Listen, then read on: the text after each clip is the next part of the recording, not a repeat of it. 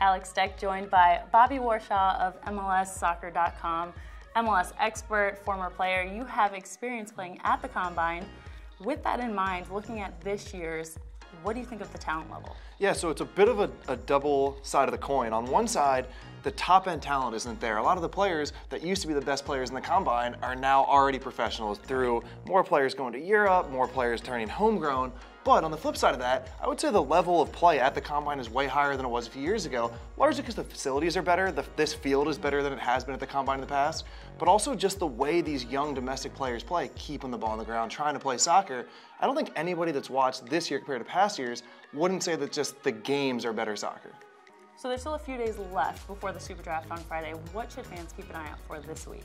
Well, the biggest thing is what happens in between the actual Combine games when teams are getting breakfast or when they're getting drinks or getting coffee, because all the executives and coaches are talking and hanging out in the bar at lunch, whether that's trades, whether that's talking tactics, or just getting to know each other a little better for things that are happening down the line. The Combine and actually playing in the games with these college kids, such a small part of this event. It's much more winter meetings and the executives spending time together than it is actually evaluating the players. With the Super Draft coming up on Friday, FC Cincinnati currently holds the #1 pick.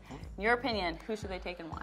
Okay, so the way a lot of people look at the draft is to look at what does a team need, and then they just put a player from the draft in there. But I think that's the wrong way to look at it, because you're not going to get top-end talent. You're not really going to get starters out of the Combine or this draft, because college players just aren't there yet. You're not going to win MLS games putting a college player straight into your lineup, especially where you guys need it, which is in the attacking playmaker position somewhere central on the field. So I don't think you take that spot, which rules out, for me, Syed Haji out of VCU. The other player you might take, who can maybe be number 2 or 3 on your depth chart there, and fill in another spot you need, which is center striker, would be Tajon Buchanan out of Syracuse, another GA player. For most everyone I talk to, Buchanan has the highest upside. He's quick, he can run at people, and he can make something happen any moment. If you do take him, I wouldn't expect him to be a starter right away. I don't think he unseats Adi up top, obviously, or probably even Darren Maddox if you do play with 2 strikers, but he can add something to almost any MLS team because of his pace and because of his quickness.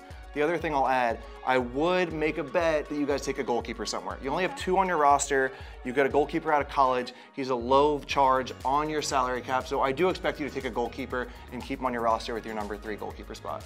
All right, well, we'll see if your predictions are correct on Friday for the Super Draft. Make sure to stay tuned to MLSsoccer.com, FCCincinnati.com, and all of our social media channels. Thanks for your time, Bobby.